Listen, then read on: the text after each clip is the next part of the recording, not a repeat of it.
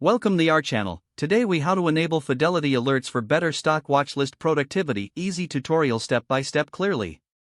To enable Fidelity alerts for better stock watchlist productivity, first, log into your Fidelity account. Once logged in, navigate to your watchlist section. If you don't have a watchlist yet, create one by selecting the option to add stocks. Choose the stocks you want to monitor and add them to your watchlist.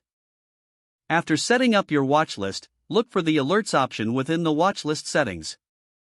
Click on the Alerts button to get started. You will see several types of alerts available, such as price changes and news updates. Select the specific alerts you want to enable for each stock. For price alerts, set the trigger price that will notify you when it's crossed. You can also customize the frequency of these alerts to suit your preferences. Next, decide how you'd like to receive these alerts, whether via email or mobile notifications. Save your preferences once you've adjusted the settings. You may also review the notifications for any existing alerts in your account settings.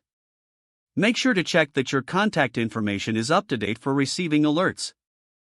Finally, monitor your stocks with ease as alerts start coming through. This will enhance your productivity and help you stay informed on your investments effortlessly. If the page does not load, refresh the browser or try again in a private or incognito window.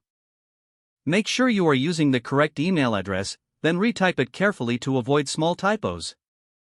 If your password is not accepted, use the reset option and create a new strong password you can remember.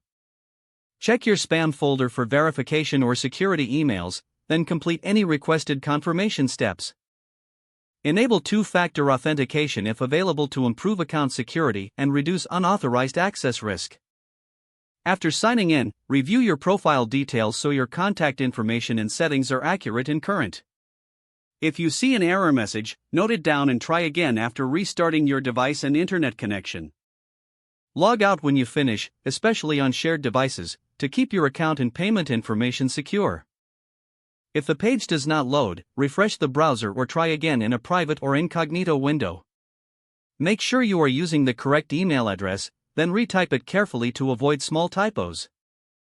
If your password is not accepted, use the reset option and create a new strong password you can remember. Check your spam folder for verification or security emails, then complete any requested confirmation steps. Don't forget to like this video and subscribe to our channel for more step-by-step tech guides.